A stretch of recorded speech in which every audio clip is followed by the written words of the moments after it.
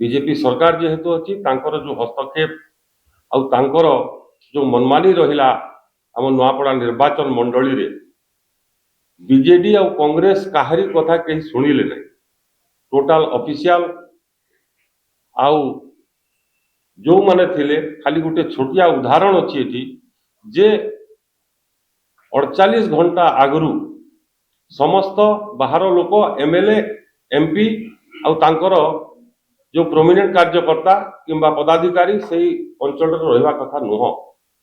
आमे भी निर्वाचन लड़ीचु बीजेडी सरकार टाइम रे भी आमे निर्वाचन लड़ीचु आमको किंतु आम दल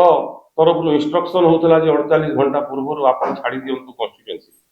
किंतु आम पाखे प्रमाण अच्छी से माने 10 तारीख दिन भी सही निर्वाचन मंडली रही कार्य कर गोटे छोटिया उदाहरण कोमना बुथ रे श्रीमती छत्रिया से मीडिया बंधु भी जाते भोट दे पारे से मीडिया बंधु मैंने जिते बड़े उठेले मु इलेक्शन कमिशन को फोन करी जे एतिके नंबर ए नाटा से भोट दे पारे कि तापर भी तार उपरे आउ किछि रिएक्शन हैला नहीं तो यही प्रकार जो पूर्व वक्ता माने तो जोटा कहते जो 91% सुनाबेड़ा भाया जगह 91% पुलिंग बहुत दूर दूर लोक आसती सेठी 91% पुलिंग तो सही प्रकार अपव्यवहार करी क्षमतार जो इलेक्शन टा विजयी हेले से आमे हारीचु किंतु आमर दुख करिवार नहीं आमर समस्तंकर स्वाभिमान एवं नुआपड़ार स्वाभिमान आमर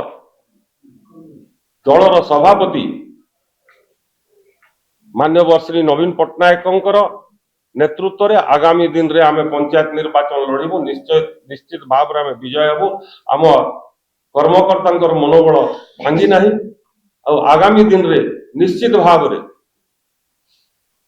आमे आम दलर जो